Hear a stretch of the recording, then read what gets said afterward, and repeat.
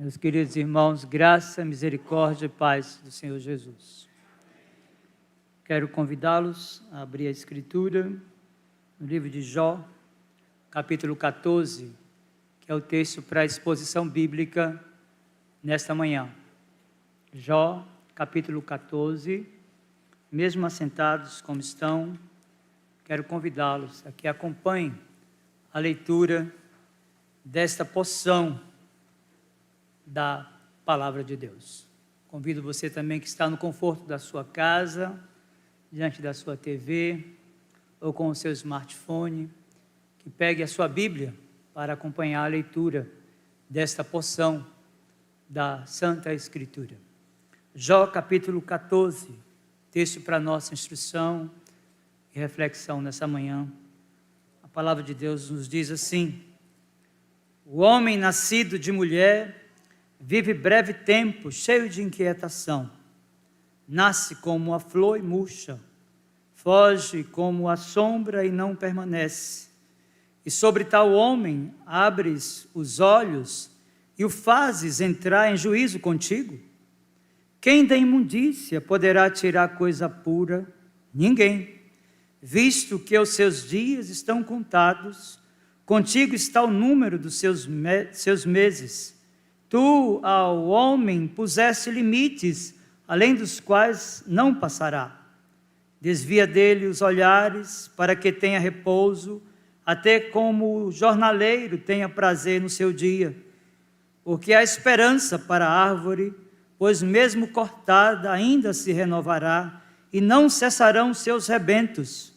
Se envelhecer na terra sua raiz, e no chão morrer o seu tronco, ao cheiro das águas brotará e dará ramos como uma planta nova. O homem, porém, morre e fica prostrado. Expira o homem, e onde está? Como as águas do lago se evaporam e o rio se esgota e seca, assim o homem se deita e não se levanta. Enquanto existirem os céus, não acordará, nem será despertado do seu sono. Que me encobrisses na sepultura e me ocultasses até que a tua ira se fosse e me pusesses um prazo e depois te lembrasses de mim. Morrendo o homem, porventura tornará a viver? Todos os dias da minha luta esperaria até que eu fosse substituído.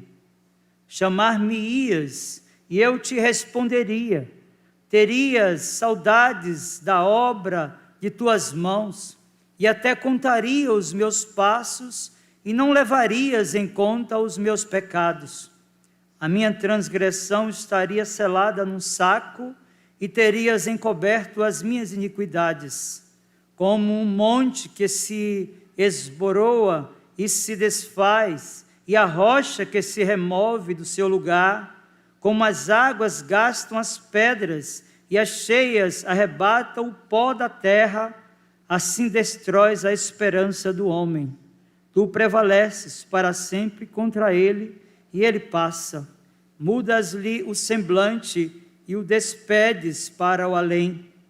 Os seus filhos recebem honras, e ele o não sabe. São humilhados, e ele o não percebe. Ele sente as dores apenas do seu próprio corpo e só a seu respeito sofre a sua alma.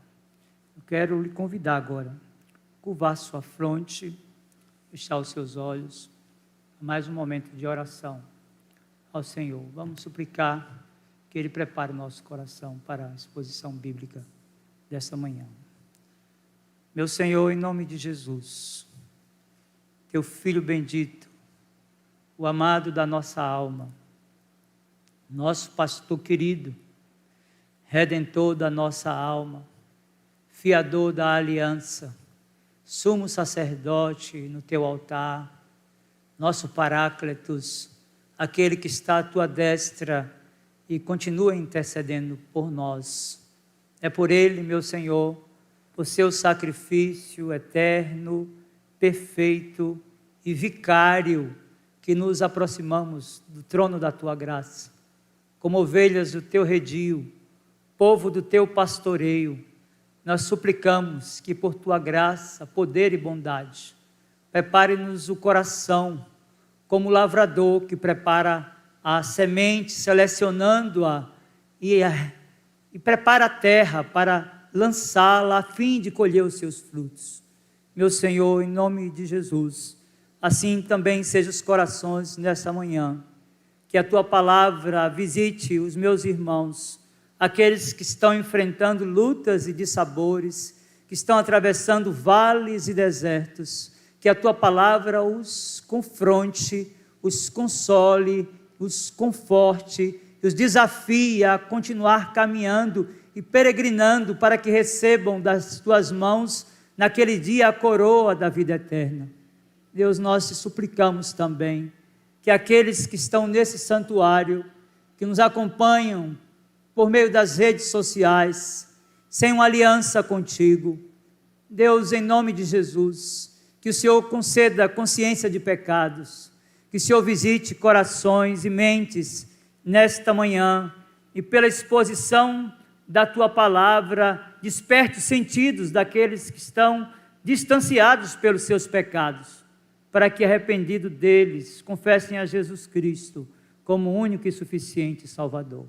Que em tudo Jesus, o nosso amado Redentor, seja glorificado e honrado. Amém. Queridos irmãos, o sofrimento humano é de fato um dos temas do livro de Jó.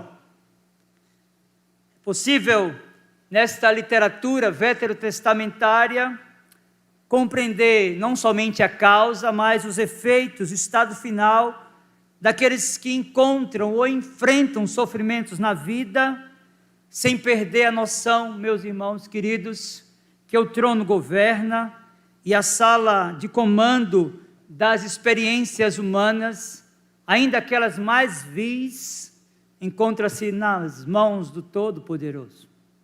Nós olhamos para a Escritura, sobretudo a revelação do livro de Jó, essa literatura poética, e vamos perceber que nós não sabemos quando e quem produziu o livro de Jó, e das informações que temos, é possível destacar, meus irmãos e amigos, que este livro foi produzido por um judeu muito piedoso, que se utilizou de material do período patriarcal, bem como fragmentos produzidos pelo próprio Jó, que é o tema principal e o personagem principal desse livro. O capítulo 14, que ora foi lido para a exposição bíblica nesta manhã, Jó nos concede a compreensão de como doutrinas importantes do cristianismo fizeram parte da crença do povo do pacto e da aliança no passado. E, sobretudo, nós temos aqui no livro de Jó informações importantes sobre uma doutrina muito celebrada no Novo Testamento, que é a doutrina da ressurreição dos mortos.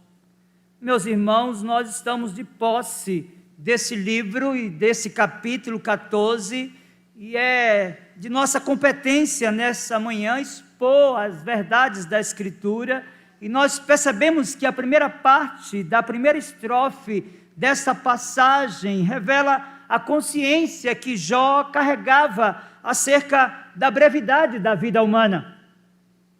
Muito claro isso, a proporção que nós lemos a Escritura, nós encontramos aqui um desabafo de um homem que, mesmo em meio a intenso sofrimento, não perdeu a visão que a sala do trono das ocorrências humanas está no céu e que Deus rege e controla cada detalhe, cada instante, cada episódio da nossa vida. Livro de Jó, capítulo 14, nós temos logo na primeira linha, verso de número 1, essa declaração da brevidade e a inquietação da vida humana, quando o texto diz que o homem vive breve tempo, e a declaração é que dentro dessa brevidade, esse homem, ele passa por aqui cheio de inquietações. Meus irmãos, a palavra inquietação, como um registro revelacional, pode ser traduzida por agitação. A palavra inquietação, no registro revelacional, pode também indicar trepidação ou até tremor. Jó parte de uma experiência particular para o coletivo. Ele percebe isso em sua experiência, e não somente na experiência dele, mas na experiência dos seus pares, dos seus contemporâneos. Meus queridos, quando nós olhamos para essa passagem, nós vamos perceber que a evolução dela, o verso 2, esse discurso vai ser intensificado, o discurso da brevidade da vida humana, através de uma analogia, onde o autor compara o homem como uma flor. Jó capítulo 14, verso 2 diz: nasce como uma flor e murcha, foge como a sombra e não permanece. Meus irmãos, Jó afirma que toda beleza, que todo esplendor da vida humana pode esvanecer diante do golpe da enfermidade. Lembre-se que ele estava tomado do alto da cabeça à planta dos pés de tumores malignos, e o texto do Jó, do livro de Jó, capítulo 2, versos 7 e 8, nos revela uma espécie de sofrimento agudo que Jó estava enfrentando. Jó capítulo 2, versos 7 e 8, o texto diz: então saiu Satanás da presença do Senhor e feriu a Jó de tumores malignos, desde a planta do pé até o alto da cabeça. Jó, sentado em cinza, tomou um caco para com ele raspar-se. Meus irmãos, a moderna medicina pode definir essa expressão dos versos 7 e 8 do capítulo 2 do livro de Jó como uma metástase. A ideia aqui é objetivamente esta: e para uma pessoa assim, tanto nos nossos dias, quanto no passado, a própria ciência médica declina de utilizar algum recurso que possa conservar a pessoa em vida. Apenas em situações de metástase, questões que são paliativas para tentar conservar a vida humana. É esta a condição de Jó. Ele não somente está gravemente afetado pela enfermidade, mas ele está também vivendo os dilemas tão comuns que todo ser humano, de forma especial os cristãos, enfrentam quando passam por vales e por desertos. Nós percebemos ainda que Jó também tinha consciência de que, diante da possibilidade da morte, esta beleza perecível se desvanece diante do processo de decomposição do corpo humano que ele já havia experimentado naquele momento da sua vida. Ele se vale, meus irmãos, da beleza e brevidade da flor para compará-la à vida humana, usando o recurso de uma flor que murcha, recurso que também foi utilizado por outros escritores bíblicos. Nós recorrermos ainda o livro da poesia, de forma especial a salmodia, lá no Salmo 103, versos 15 e 16, nós vamos ver esse recurso literário sendo utilizado novamente. Salmo 103, verso 15 e 16, a Escritura diz assim: quanto ao homem, os seus dias são como a relva, como a flor do campo, assim ele floresce, pois soprando nela o vento desaparece, e não conhecerá daí em diante o seu lugar. Meus queridos, nós poderíamos acessar outras passagens, como Isaías capítulo 40, versos 6 até o 8, para justificar que esse recurso de linguagem também é utilizado para comparar a nossa condição, a nossa brevidade, dos nossos enfrentamentos. E essa comparação termina nos destronando, porque é uma simples flor que nasce na sua exuberância e na sua beleza, e de repente ela murcha. É assim que Jó enxerga a vida nesse momento da sua vida. O apóstolo Pedro também cita as palavras do profeta Isaías no passado, em sua primeira carta, quando discorre acerca da brevidade e da fragilidade da vida humana. 1 de Pedro, capítulo 1, verso 24, a Escritura nos diz: pois toda a carne é como a erva, e toda a sua glória como a flor da erva. Seca-se a erva e cai a sua flor. Meus queridos, vencida esta crise existencial, Jó passa a tratar acerca da inclinação que o ser humano tem para o pecado. Além de expor isto como defesa, ele pede para que o Senhor não trate conforme as suas próprias obras, mas de acordo com a sua misericórdia e graça. Vejam, Jó capítulo 14, verso 4, agora o texto nos diz: quem da imundícia poderá tirar coisa pura? Ele mesmo responde com exclamação: ninguém. Meus irmãos, esta consciência de Jó é também a mesma do apóstolo Paulo em sua experiência pós-conversão. É importante nós compreendermos que a proporção da nossa experiência de novo nascimento, é importante nós compreendermos que a proporção da experiência da regeneração e do processo de santificação que se dá nesse momento e depois é desenvolvido, o pecado perde o seu poder sobre a nossa vida, mas não a sua influência. Daí não somente Jó, no capítulo 14, verso 4, fazer esse registro, mas o apóstolo Paulo, o maior de todos os missionários que o cristianismo já conheceu, declarar na carta aos Romanos, capítulo 7, versos 15 ao 19, o que segue. Atente bem para o que diz a Escritura: porque nem mesmo compreendo o meu próprio modo de agir, pois não faço o que prefiro e sim o que detesto. Ora, se faço o que não quero, consinto com a lei que é boa. Nesse caso, quem faz isto já não sou eu, mas o pecado que habita em mim, declarou o apóstolo. Porque eu sei que em mim, isto é, na minha carne, não habita bem nenhum, pois o querer o bem está em mim, não porém o efetuá-lo, porque não faço o bem que prefiro, mas o mal que não quero, esse faço. Meus irmãos, queridos e amigos, a proporção que Jó reconhece a sua inocência diante da trágica experiência enfrentada, o que já havia feito diante dos seus amigos ou seus algozes, ele se conscientiza da sua inclinação para o pecado. Meus irmãos, diante do exposto e considerando essa experiência comum de todos os mortais redimidos, é necessário lutar contra os inimigos comuns. Nós temos, todos nós, alguns inimigos que tentam nos afastar desse processo de santificação. Podemos lembrar do curso do mundo, da sua influência, da sua cosmovisão, da sua ideologia. Devemos lembrar do inimigo da nossa alma e aquele que está ao nosso derredor, bramando como um leão e procurando quem possa tragar. Mas é importante lembrarmos também, meus irmãos, da nossa própria natureza humana, corrompida, decaída, que tantas vezes tenta nos fazer voltar para as antigas práticas.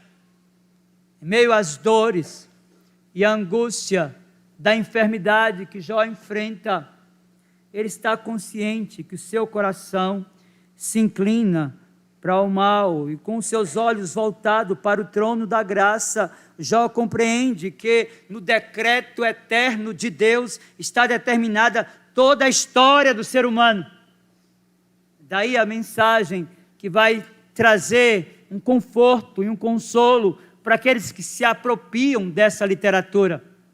Jó capítulo 14, versos 5 e 6, evoluindo na exposição da mensagem, o texto diz: visto que os seus dias estão contados, contigo está o número dos seus meses. Tu ao homem puseste limites, além dos quais não passará. Desvia dele os olhares, para que tenha repouso, até que, como um jornaleiro, tenha prazer no seu dia. Meus irmãos, esta percepção do controle que o Senhor tem sobre todas as coisas também pode ser vista em outros autores e tem o seu registro em toda a Escritura. Existem duas doutrinas fundamentais no cristianismo que todo cristão reformado precisa saber profundamente para que nos dias de vales e de desertos possa se sustentar pela revelação da Escritura. A primeira é a doutrina da soberania de Deus. Em momento algum ele perde o controle de absolutamente nada. Nós precisamos de entender que nenhuma célula pode sofrer mutação no nosso corpo sem que o Senhor queira e sem que Ele permita. E a segunda doutrina importante, meus irmãos, é a doutrina da providência de Deus, revelada em nossa Confissão de Fé de Westminster, lá no capítulo 5. Meus queridos, é esta a percepção daqueles que estiveram próximos do Senhor. Lucas, no livro de Atos dos Apóstolos, capítulo 17, verso 28, disse: pois nele vivemos e nos movemos e existimos, como alguns dos vossos poetas têm dito, porque dele também somos geração. Nós continuarmos folheando as Escrituras, lá na salmodia, naquele salmo clássico que define a história da vida humana, o Salmo 139, também trata da existência humana em seus detalhes e expõe que todos os nossos dias estão contados. Meus irmãos, o Salmo 139 deve ser visitado também por aqueles que estão vivendo as suas vicissitudes, atravessando seus vales e os seus desertos. Esta a visão que Jó tem da vida humana e que nós também precisamos, de forma especial, quando somos atacados por grandes e incontáveis tribulações.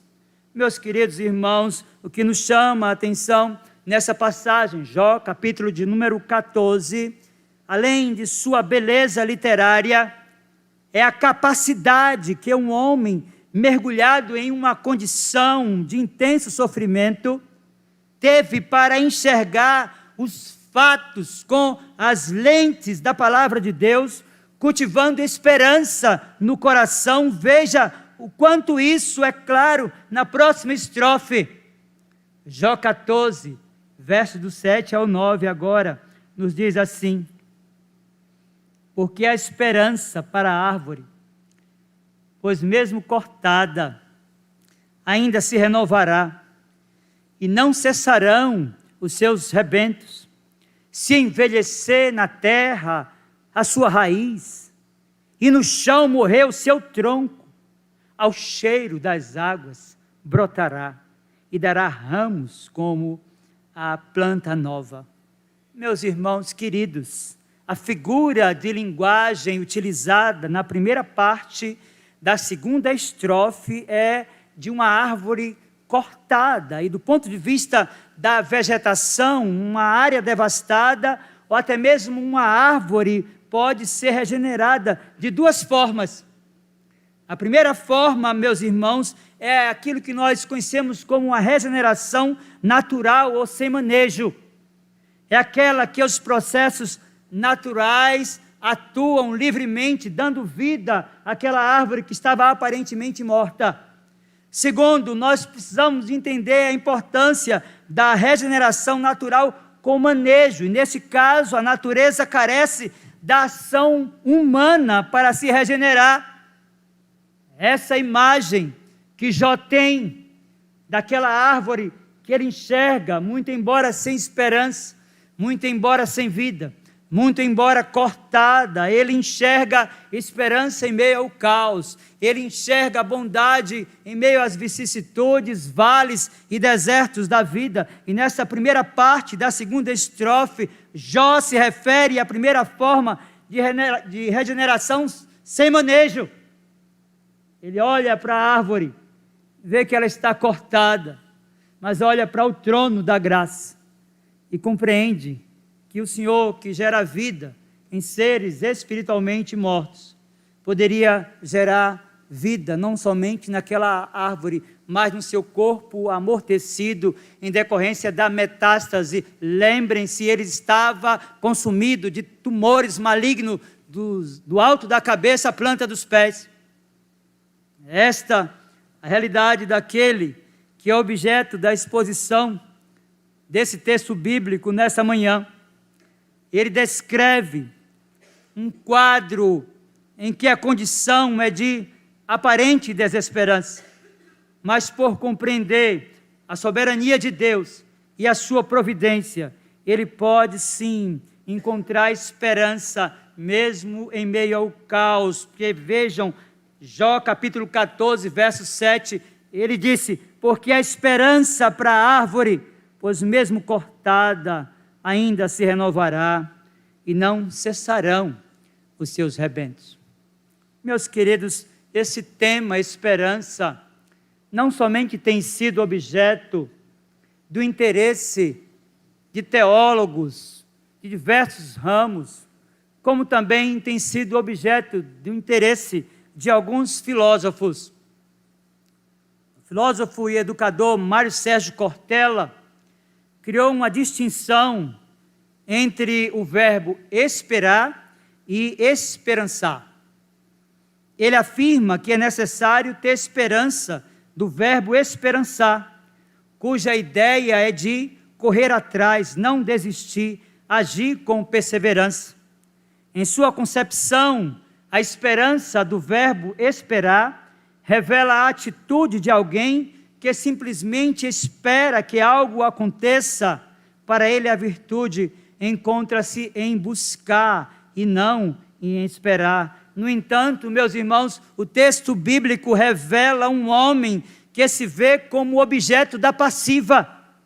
Jó se enxerga como uma árvore cortada que, aos olhos humanos, não tem qualquer utilidade, mas que mesmo em sua condição mais caótica, pode ainda produzir frutos. Daí a declaração, Jó capítulo 14, versos 8 e 9, se envelhecer na terra a sua raiz, e no chão morrer o seu tronco, ao cheiro das águas brotará, e dará ramos como a planta nova. Meus queridos irmãos, é possível que tenhamos nesse auditório, nessa igreja, nesse santuário, pessoas que estão vivendo a mesma experiência de Jó, consumidas pelas aflições da vida, sem mais saber o que fazer, o que atitude tomar. Pessoas depreciadas nas suas emoções, vivendo conflitos relacionais, que não conseguem perdoar os desafetos.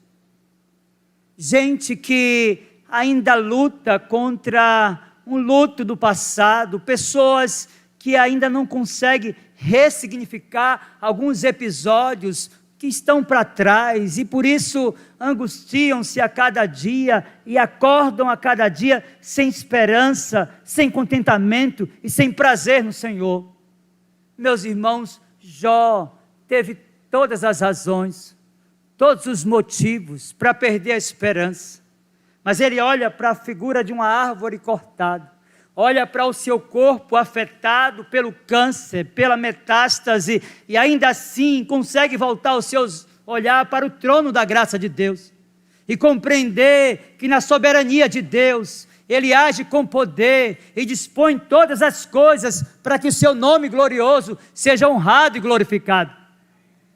É isso que está tomando o coração de Jó naquele momento, e a minha oração neste momento é que você que também está enfrentando lutas, talvez o desemprego, talvez o luto, talvez a enfermidade, seja no seu corpo ou na sua alma, e você não consegue ressignificar esses episódios, que esta mensagem possa encontrar guarida no seu coração, e que você possa sair desta manhã, daqui do santuário, da Igreja Presbiteriana da Bahia, renovada nas suas forças. É exemplo de Jó, as declarações de Jó, nessa passagem, revelam sua confiança na doutrina da ressurreição. Ainda que o nosso corpo venha a ser afetado pela depressão, ainda que o nosso corpo venha a ser afetado pelas enfermidades tão comuns e naturais pós-queda. O texto mostra que Jó estava voltando o seu olhar para a esperança bendita de que, mesmo que partisse para a eternidade, o seu corpo, amortecido pela enfermidade, ressuscitaria no último dia. Daí, meus irmãos, o texto bíblico nos mostrar em Jó capítulo 14, agora verso do 10 ao 16, acompanhem comigo aí a leitura. O homem, porém, morre e fica prostrado, expira o homem, e onde está? Como as águas do lago se evaporam, e o rio se esgota e seca, assim o homem se deita e não se levanta. Enquanto existirem os céus, não acordará, nem será despertado do seu sono.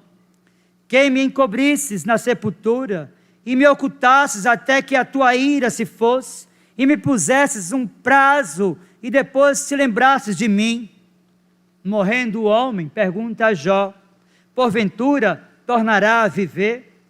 Todos os dias da minha luta esperaria, até que eu fosse substituído. Chamar-me-ias, e eu te responderia. Teria saudades da obra de tuas mãos, e até contarias os meus passos, e não levarias em conta os meus pecados. Meus queridos, esta linguagem que remonta à doutrina da ressurreição dos mortos é encontrada também em outra passagem desse livro. Diante da condição existencial vil que Jó enfrentava, ele encontrou alento na percepção de que a vida não está limitada a essa condição efêmera. Há algo mais sublime, algo mais glorioso, algo que remonta ao pacto das obras, a condição de perfeição, não somente da alma redimida na presença do Cordeiro, naquilo que nós conhecemos como estado intermediário da alma, mas sobretudo a esperança que todo cristão deve ter na parousia, que é o dia de Cristo, da sua vinda gloriosa. É isso que Jó nos mostra. E nesse mesmo livro, capítulo 19, meus irmãos, um texto clássico da ressurreição no Antigo Testamento, ele diz: porque eu sei que o meu Redentor vive, e por fim se levantará sobre a terra. Depois revestido este meu corpo da minha pele, em minha carne verei a Deus. Vê-lo-ei por mim mesmo, os meus olhos o verão, e não outros. De saudade me desfalece o coração dentro de mim. Meus irmãos queridos e amigos, esta doutrina gloriosa da ressurreição foi objeto de um tratado do apóstolo Paulo no Novo Testamento. No capítulo 15 da primeira carta aos Coríntios, Paulo foi tratar especificamente sobre esse tema. Vejam, a partir do versículo 51 de 1 Coríntios capítulo 15 até o 54, a Escritura nos diz assim: eis que vos digo um mistério, nem todos dormiremos, mas transformados seremos todos, no momento, num abrir e fechar de olhos, ao ressoar da última trombeta. A trombeta soará, os mortos ressuscitarão incorruptíveis, e nós seremos transformados. Porque é necessário que este corpo corruptível se revista de incorruptibilidade, e que o corpo mortal se revista de imortalidade. E quando este corpo se revestir de incorruptibilidade, e o que é mortal se revestir de imortalidade, então se cumprirá a palavra que está escrita: tragada foi a morte pela vitória. Meus irmãos, há sempre esperança para aqueles cujas lentes lhes permitem enxergar o mundo pelas Escrituras. Você pode estar nessa manhã como Jó, sem esperança, sem contentamento, sem alegria, sem motivação.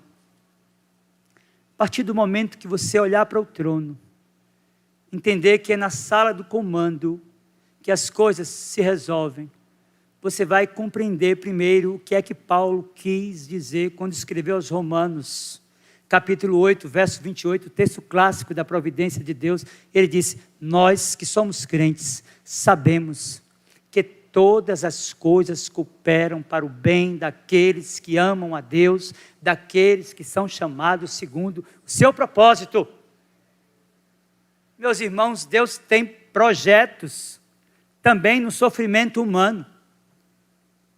Ele quer ser glorificado nesse vale que você está enfrentando. Ele quer ser glorificado nesse deserto, nessa condição que tanta amargura e tristeza e dor traz ao seu coração. A situação de Jó não era diferente da sua.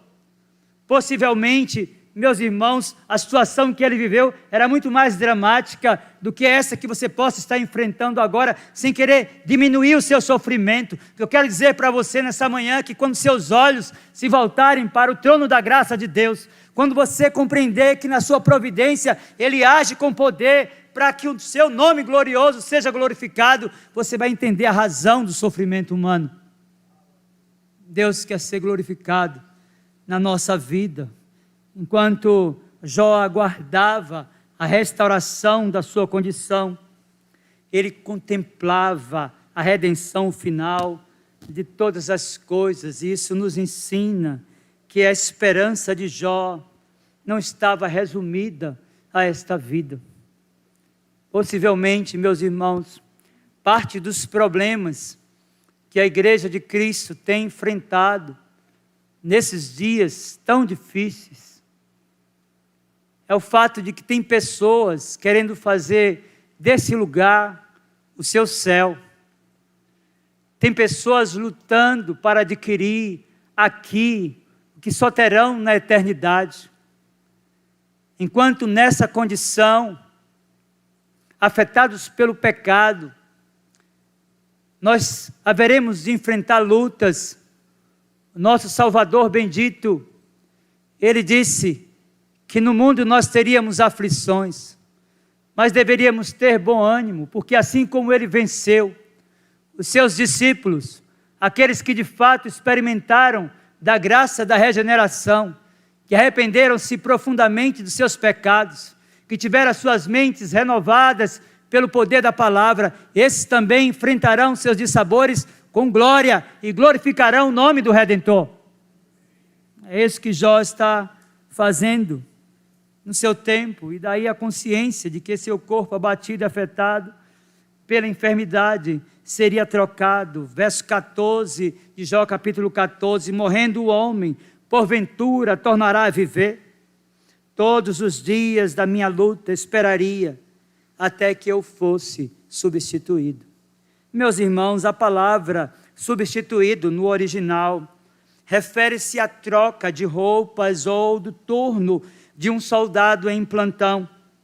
A ideia aqui sinaliza a troca desse corpo mortal por aquele que será revestido de imortalidade, como disse o apóstolo Paulo, e nós lemos aqui na primeira carta aos Coríntios, no capítulo 15.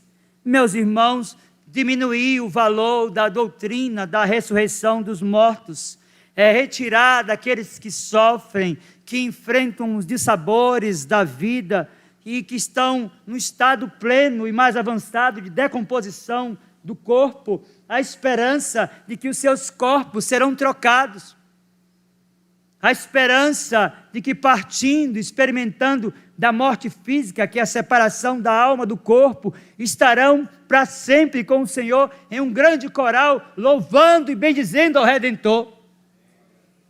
Mas há uma esperança final para aqueles que partem vinculados a Cristo. Se você está aqui nessa manhã ou nos acompanha pela internet, pense a brevidade da vida, pense que você tem uma alma que é eterna, pense que você precisa confessar a Cristo como Salvador, pense que você precisa abandonar os seus pecados, pense na necessidade de uma mente renovada pelo poder do Espírito para se libertar dessa influência desse mundo pecaminoso.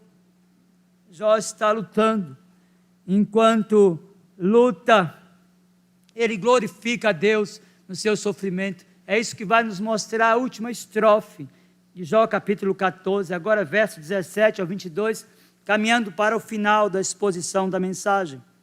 Jó 14, a partir do 17 ao 22 diz: a minha transgressão estaria selada num saco, e terias encoberto as minhas iniquidades, como o monte que se esboroa e se desfaz, e a rocha que se remove do seu lugar, como as águas gastam as pedras, e as cheias arrebatam o pó da terra, assim destróis a esperança do homem.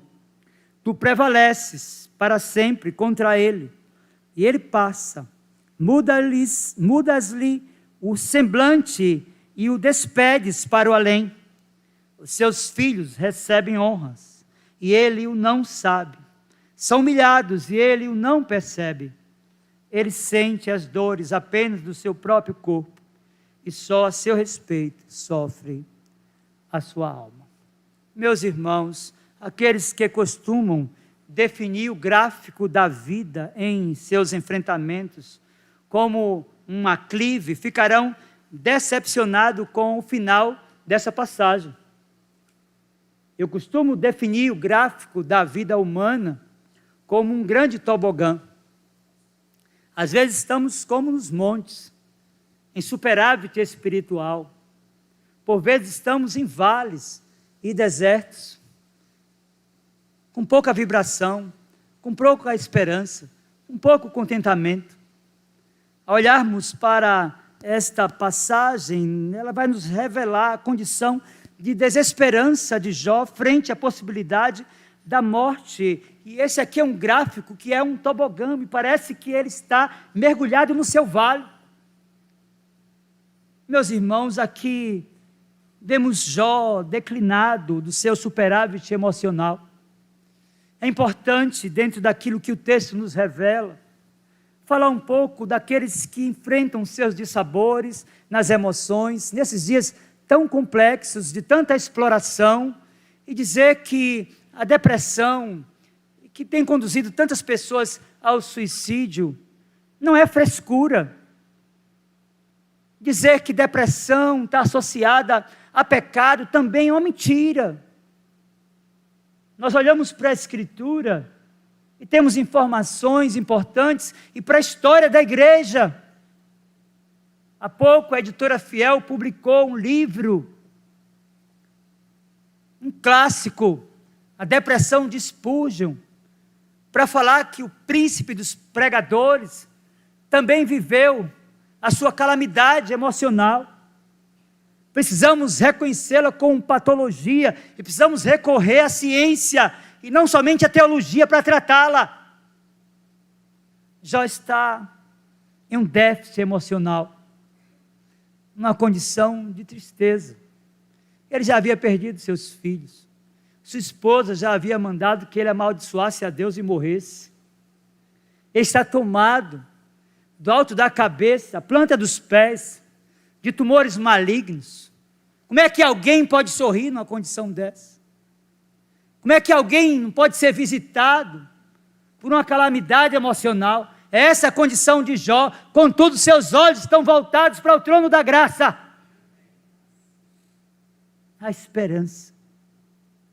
Ele enxerga no campo a árvore cortada, sem o seu verdor natural, sem os seus frutos. E ele renova o seu coração, a sua esperança no Senhor.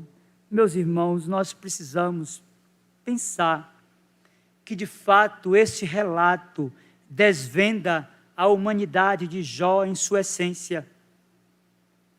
Esse relato nos mostra que mesmo as pessoas que que se tornaram referência no âmbito da fé, conviveram com crises existenciais e fizeram declarações não condizentes com o que esperamos dos crentes piedosos. Isso porque nós fomos libertados do poder do pecado, mas não da sua influência, e permanecemos humanos como de fato nós somos. Meus irmãos, há uma diversidade de relatos na Escritura que sinalizam esta condição que revela a fraqueza da humanidade. Elias enfrentou instabilidade emocional e temeu as atitudes de uma mulher. Veja o texto da Escritura em primeiro livro de Reis, capítulo 19, versos 13 e 4, diz: temendo, pois, Elias, levantou-se e para salvar sua vida se foi, e chegou a Berseba, que pertencia a Judá, e ali deixou seu moço. Ele mesmo, porém, se foi ao deserto, caminho de um dia, e veio e se assentou debaixo de um zimbro, e pediu para si a morte, e disse: basta, toma agora, ó Senhor, a minha alma, pois não sou melhor do que os meus pais. Meus queridos, de fato, é esta a condição de Jó. E agora ele está olhando para o seu corpo, para as circunstâncias da vida e percebendo que a sua história lhe trouxe muitos pesares, mas que o seu olhar jamais se retirou do trono da graça de Deus. Quero dizer para você nessa manhã, que se você entrou aqui, está enfrentando uma luta, talvez a maior luta da sua vida, saiba que Deus tem um propósito bem definido. Saiba que isso não está lhe acontecendo por obra do acaso. Não há absolutamente nada que possa nos ocorrer que Deus não tenha um propósito. Meus irmãos, nós iniciamos a mensagem destacando que, dentre outros ensinos, o livro de Jó destaca a causa, os efeitos e o estado final daqueles que enfrentam sofrimentos na vida com os olhos voltados para o céu. Eu quero concluir a mensagem dessa exposição bíblica nesta manhã do dia do Senhor, destacando alguns ensinos preciosos que podem ser retirados de tudo quanto nós ouvimos até aqui. O primeiro ensino que o texto nos propõe, de fato, a visão que Jó teve da vida é que ela é breve. E ao compararmos a uma flor, o seu objetivo é traçar acerca da brevidade da vida. O intervalo entre o nascimento e a morte é de fato muito breve. Por isso, meus queridos irmãos, nós devemos aproveitar a vida da melhor forma, enfrentando as nossas vicissitudes, os nossos vales, os nossos desertos, compreendendo que mesmo o sofrimento mais vil tem da parte de Deus muitos propósitos. Mas, em segundo lugar, se o intervalo é curto, se muitos têm sua partida abreviada pela morte ainda na juventude, devemos compreender que a nossa esperança não pode se resumir apenas a esta vida. É isso que aprendemos na analogia que Jó faz entre a árvore cortada e a vida humana. E o texto vai nos mostrar isso, e nós vimos em Jó capítulo 19, versos 25 ao 27. Mas por fim, meus irmãos, é importante destacar que ainda que o gráfico do capítulo 14 do livro de Jó revele nossa fragilidade e inconstância na fé, o mesmo Jó enxerga uma árvore cortada recebendo vida novamente. Eu quero concluir a mensagem nesta manhã, desafiando você que está enfrentando um grande vale, um grande deserto, talvez a situação mais vil da sua vida, a olhar não para as circunstâncias, a olhar não para os episódios que ficaram para trás, mas para o Deus que do trono governa, rege e controla todos os episódios e experiências humanas. A minha oração, meus queridos irmãos e amigos, é que sejamos, nesta manhã, fortalecidos pela força do poder do nosso Senhor. Eu quero ler a passagem da Escritura, lá no Evangelho de Mateus, nos preparando para a ceia do Senhor. Mateus capítulo 26, verso 26 ao 28.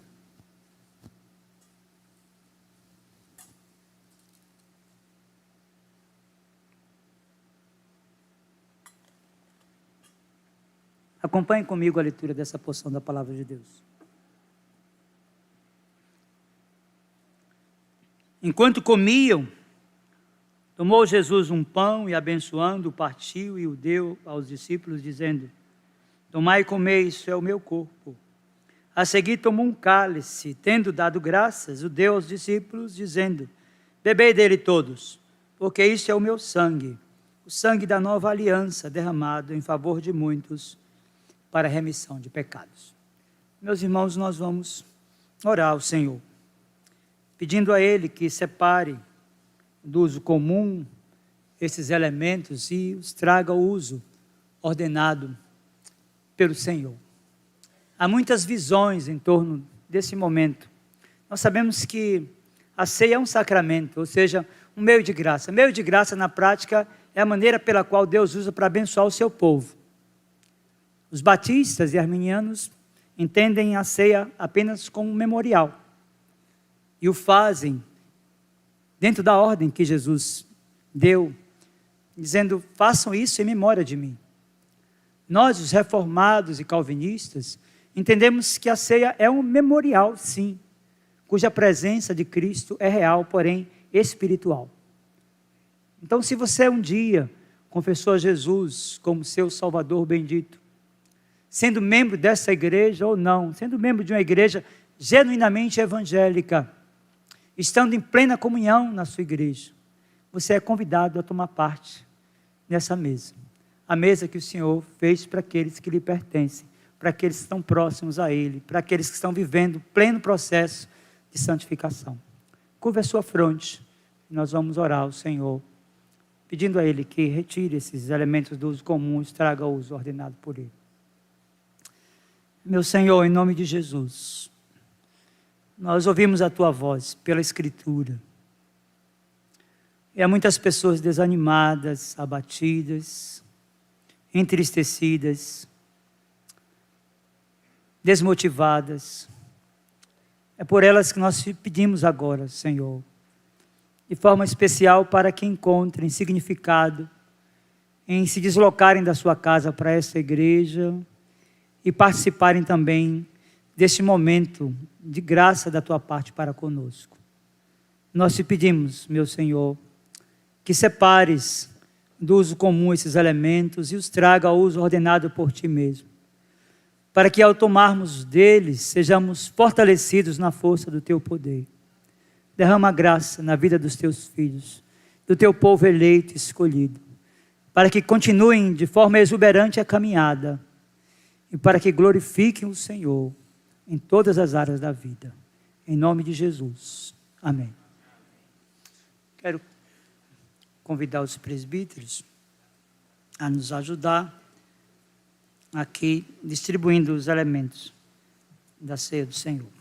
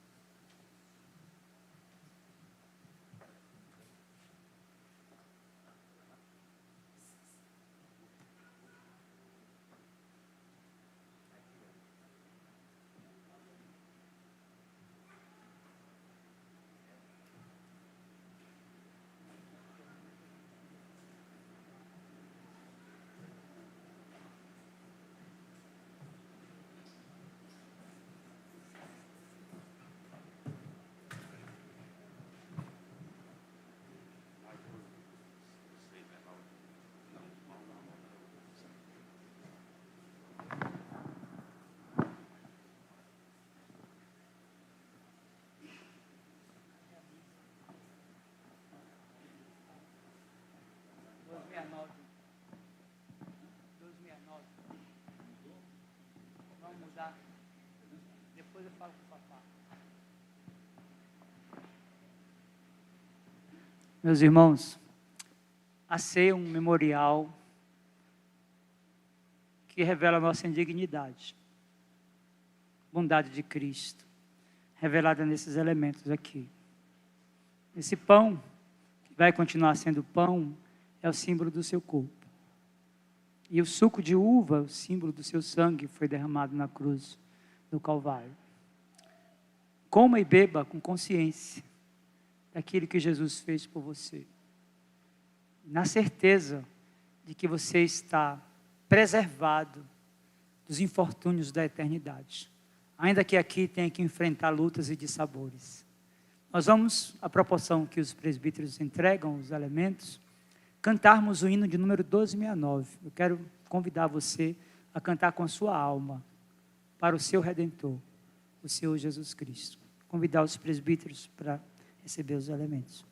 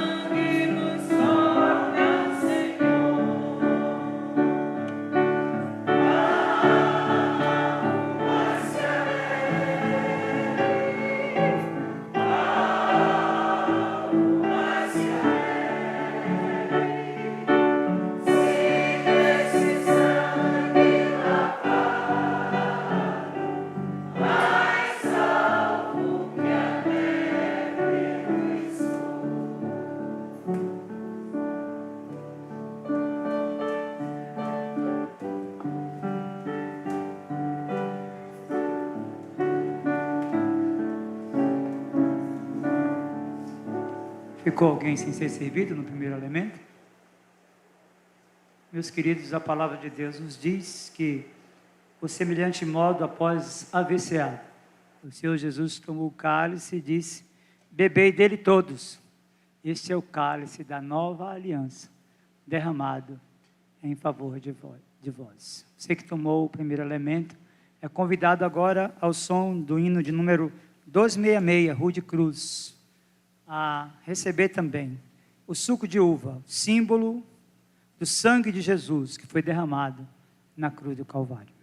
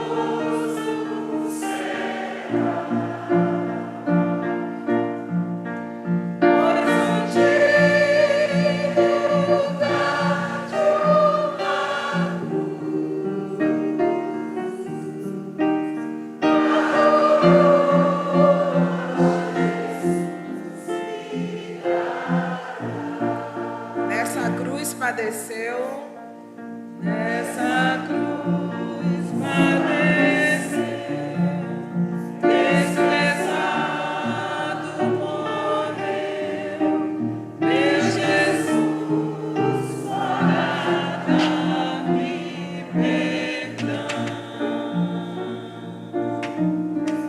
Eu me alegro na cruz, ela vem graça e luz para minha santificação.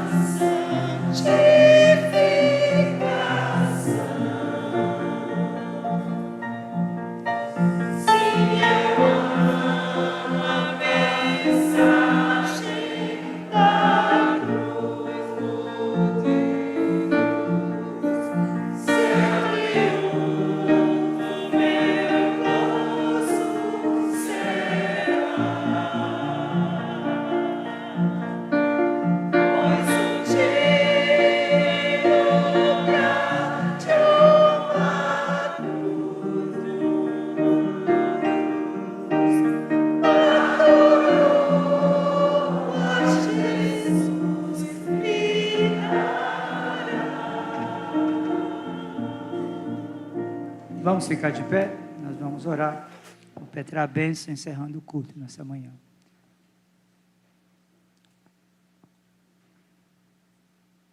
Meu Senhor, bendito, magnificado e exaltado seja o teu nome. Nós te amamos, Senhor. Tu és a nossa única e maior fonte de esperança. Como Jó, os nossos olhos estão voltados para ti. Nós cremos na tua soberania, confiamos na tua providência. Por isso te pedimos que visite-nos como igreja nesse lugar, de forma especial aqueles que padecem, que estão sofrendo, Senhor.